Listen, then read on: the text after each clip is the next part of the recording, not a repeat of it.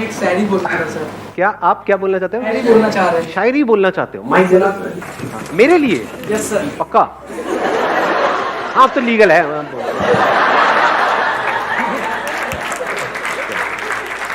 Sir ये मेरे लिए बहुत स्पेशल दिन है कि मैं आपके सामने खड़ा हूँ, लेकिन मैं आपके लिए शायरी डेडिकेट करता हूँ। वो याद नहीं करते हम भुला नहीं सकते, वो हंस नहीं सकते हम रुला नहीं सकते, हमारे संदीप सर इतने महान हैं कि वो हम बता नहीं सकते और आप जता नहीं सकते। क्या बात है।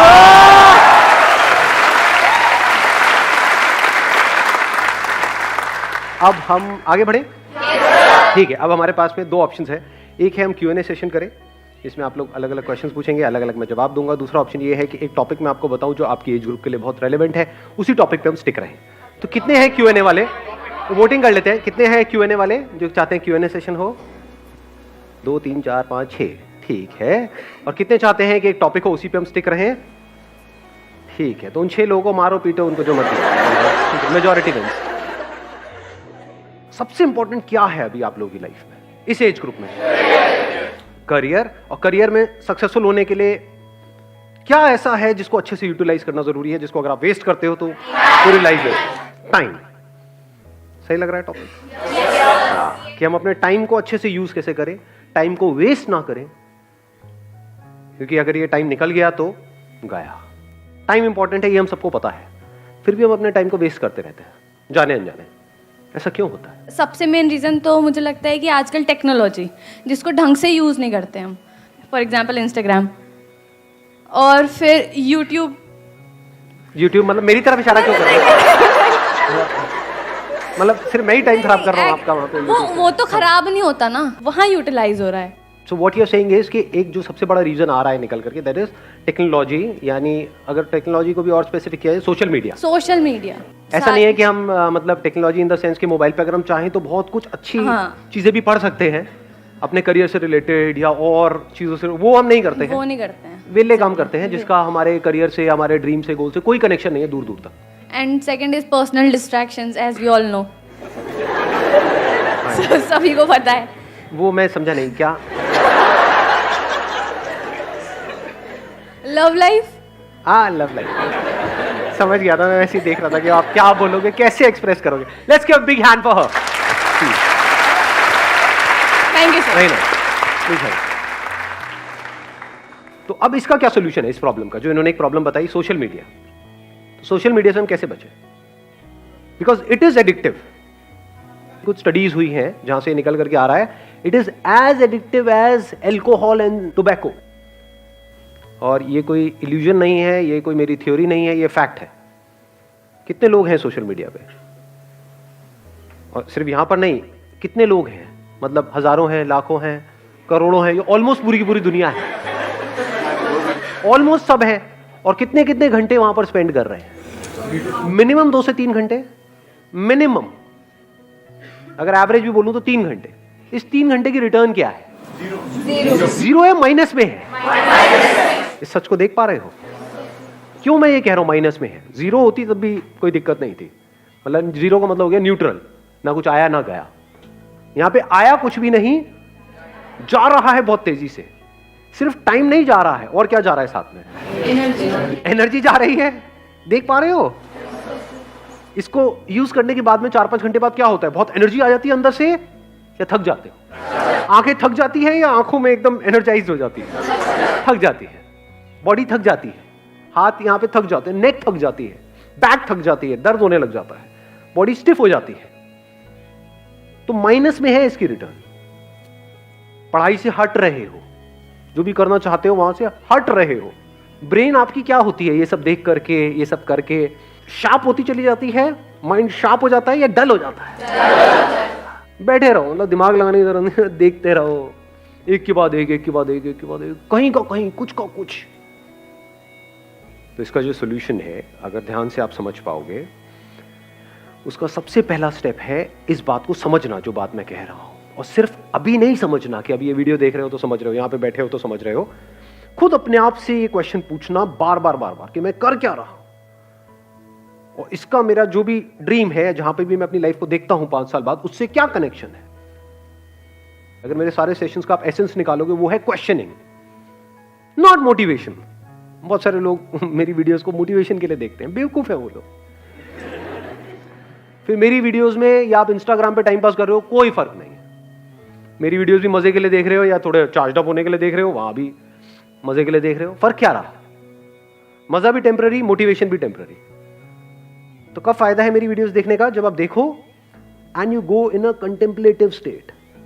मतलब वीडियो देखने के बाद में वीडियो बंद किया और 10 मिनट के लिए या 20 मिनट के लिए या 1 घंटे के लिए बैठ करके अपने आप से क्वेश्चन पूछ रहे हो, यार ये जो बंदा कह रहा है बात तो सही है, जो कह रहा है उसको मैं प्रैक्टिकली अपनी लाइफ में अप्लाई क्यों नहीं कर पा रहा हूं, क्यों नहीं कर पा रही हूं?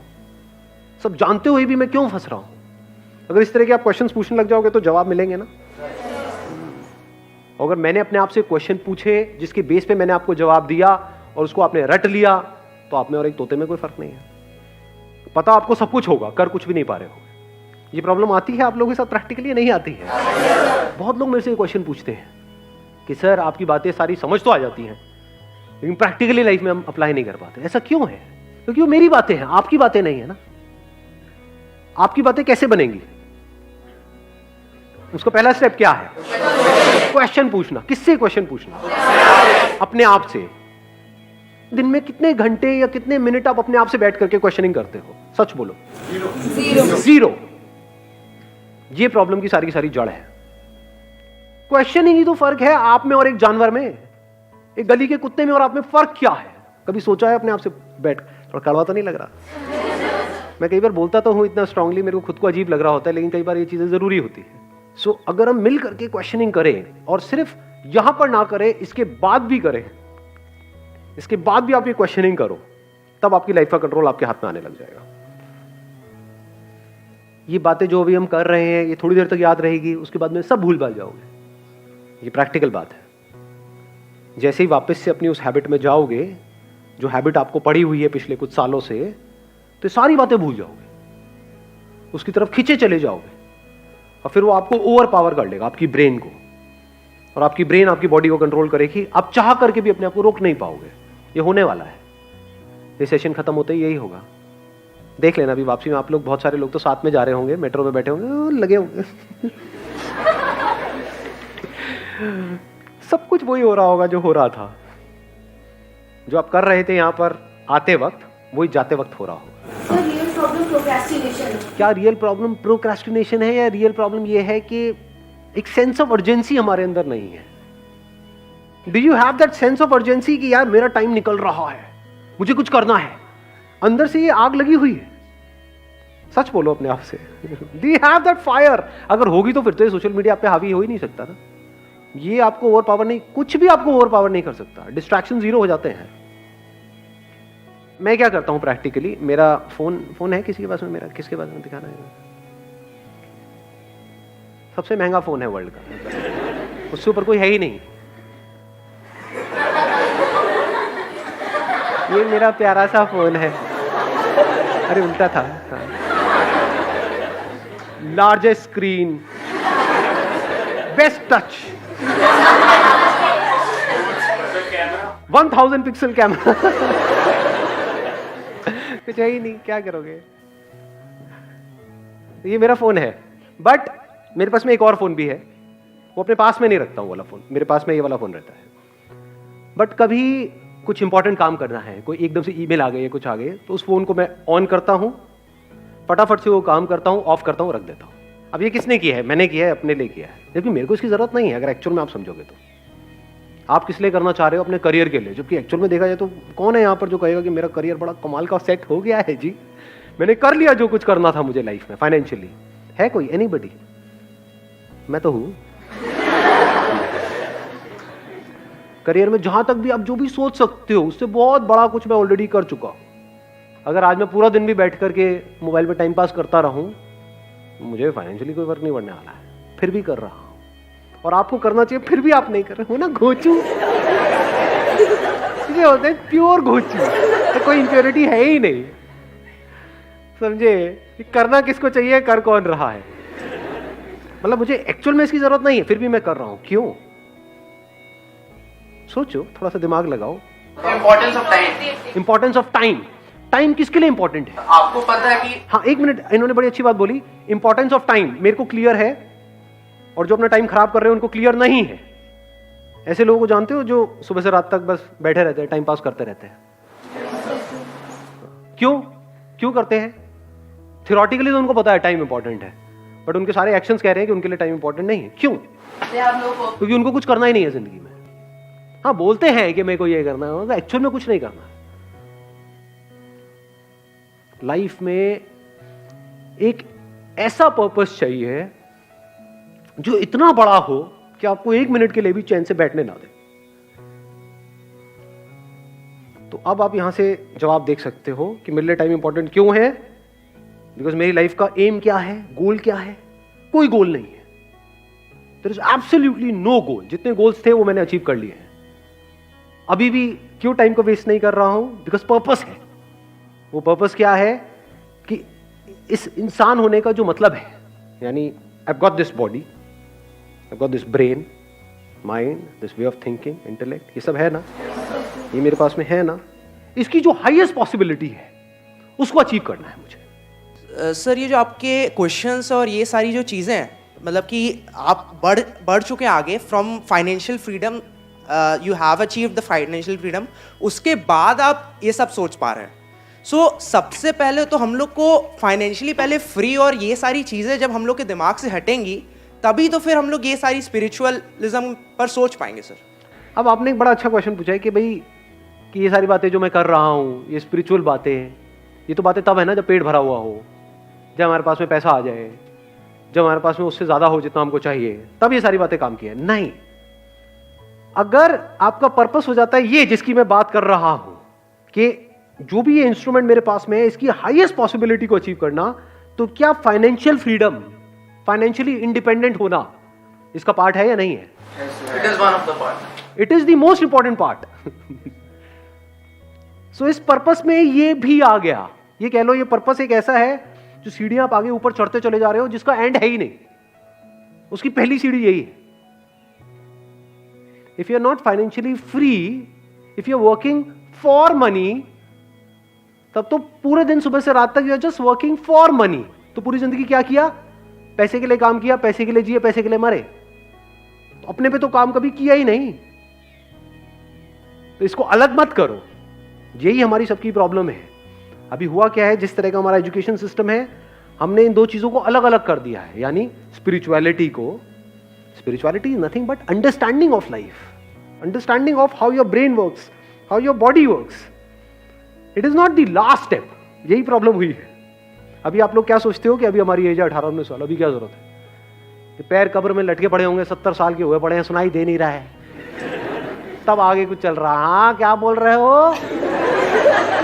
अरे क्या खत्म हो गया क्या? देखा ऐसे लोगों बैठे हुए, समझ आ रहा है उनको कुछ ना जी? तो understanding of life, understanding of your self, understanding of your body, your mind, your intellect, understanding of how things work, हर चीज को बारीकी से समझ लेना कि अगर मैं ये काम कर रहा हूं तो इसकी वजह से क्या होने वाला है अगले 5 साल बाद। जो मैं बनने की सोच रहा हूं, वो जो लोग बन चुके हैं, क्या उनकी लाइफ बहुत कमाल की है? उनकी जिंदगी अगर झंड है तो मैं ये काम क्यों कर रहा हूं? मैं अपने 5 साल क्यों खराब करने वाला हूं? वहां पे दिमाग लगाना इंपॉर्टेंट है कि मैं एक्चुअल में फाइनेंशियली फ्री कैसे हूं। फाइनेंशियल फ्रीडम का मतलब क्या है कि आने वाले 10 साल बाद मैं फाइनेंशियली फ्री हो जाऊंगा या हो जाऊंगी। उसके बाद जिंदगी में कभी भी मैं पैसे के लिए काम नहीं करूंगा। ये हमारा गोल होता है, या होता है कि बस किसी तरीके से मेरे पास में इतना पैसा आ जाए कि वहां से ये हो जाए। उसके आगे हम सोचते ही नहीं है, बहुत छोटा सोचते हैं। बहुत छोटा सोचते हैं। मतलब उसमें एनर्जी कहां है, उसमें जान कहां है, उसमें पावर कहां है? तो जब गोल बनाना ही है इस एज में, तो ढंग का बनाओ ना। ढंग का गोल का मतलब क्या है ढंग का गोल? मैं कुछ ऐसा कर रहा हूँ 10 साल बाद जो कोई करने की सपने में भी नहीं सोच सकता है। एनर्जी आई गोल से या नहीं आई? मजा आ रहा है गोल सुनने में? नहीं आ रहा है। तो जब ऐसे हम गोल सेट करते हैं तो एक तो नंबर 1 एनर्जी आ जाती है, और नंबर 2 अब आप टाइम वेस्ट कर ही नहीं सकते, क्योंकि आपका गोल औरों के गोल से बहुत बड़ा है। गोल छोटा मोटा हो तो you can afford to waste time, you can afford to kill your time. अगर गोल बड़ा हो तो नॉट पॉसिबल जी, टाइम ही नहीं है। अब तो दिन में 1-1 मिनट इंपॉर्टेंट है। सर जो जॉब कर रहा है वो फाइनेंशियली फ्री कैसे होगा? क्यों नहीं हो सकता? अब ये भी एक बहुत बड़ा मिथ है कि जो जॉब कर रहा है वो फाइनेंशियली फ्री कैसे होगा। सुंदर पिचाई का नाम सुना है आपने? कितना कमाते हैं वो? 350 करोड़। 350 करोड़ पर मंथ या पर ईयर? जो भी है, कम नहीं है। 350 करोड़ कम होता है क्या? बहुत ज्यादा होता है। तो जॉब और बिजनेस बीच में कहां से आ गया? फाइनेंशियल फ्रीडम का मतलब अच्छे से समझ लो, मतलब आपको पैसे के बारे में ना सोचना पड़े। आप ये चीजें उनको बताओगे कि मेरा गोल ये है कि मैं बस पैसे वैसे नहीं कमाना चाहता, एक टाइम पे फ्री होना चाहता हूँ, मतलब हम उनको बोले कि हमारे लिए पैसा इतना मैटर नहीं करता। क्यों नहीं करता? पैसा तो मैटर करता है। अरे यार ऐसे मत करो ना आप लोग, मतलब कैसे समझाऊं मैं आप लोगों को, मुझे समझ नहीं आता है। अरे पैसा बहुत मैटर करता है। फाइनेंशियल फ्रीडम का मतलब क्या है? कि आपके पास में बहुत पैसा है, तभी तो आप पैसे से फ्री हुए। आप एक काम कर रहे हो जहां पे आप महीने का 20,000 रुपए कमा रहे हो और आपके घर का रेंट है 25,000 रुपए, तो फाइनेंशियल फ्रीडम टट्टू।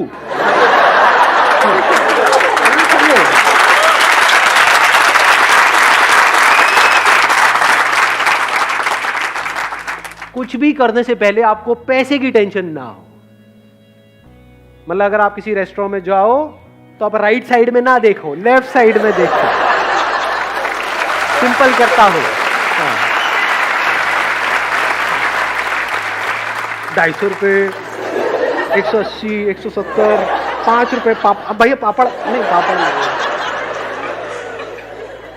कभी भूल के भी ये मत समझ लेना पैसा इज नॉट इंपॉर्टेंट। अगर पैसा नहीं है आपके पास में तो ये सारी बातें जो मैं कर रहा हूं वो सब बेकार है। मैं क्या कह रहा हूं, गोल सेट करना ही है तो ढंग का गोल सेट करो ना। Discover the highest possibility, the highest potential of this. मैंने दिस तो कर दिया, मेरा मत डिस्कवर करने लगा। बैठ करके मेरे को देख रहे हो, सर ने कहा था दिस। सर आप कितने अच्छे हो, आप कितना अच्छा बोलते हो, सर आई लव यू, ये वो ऐसे फुद्दू काम नहीं करते। दिस मतलब this to achieve the highest possibility of this. ये पर्पस कभी भी अचीव नहीं होने वाला है, लेकिन मजा बड़ा आने वाला है। तो लास्ट मोमेंट भी जब होगा ना, मतलब ऐसा अंदर से पर्सनालिटी ऐसी बनती चली जाती है कि अगर एक्चुअल में आपको पता है कि हाँ मौत सामने खड़ी है और अब कुछ नहीं हो सकता है। एक बिल्डिंग में हो, पता है भूचाल आ रहा है, अब जब तक बाहर जाएंगे तब तक तो कांड ही हो जाएगा। बैठ करके देख रहे हो सब कुछ हिल रहा है, मरने वाले हैं, मरो, उसको भी देख रहे हो। So that is part of this purpose. Not just life, even death is the part of this purpose to discover the highest possibility of it.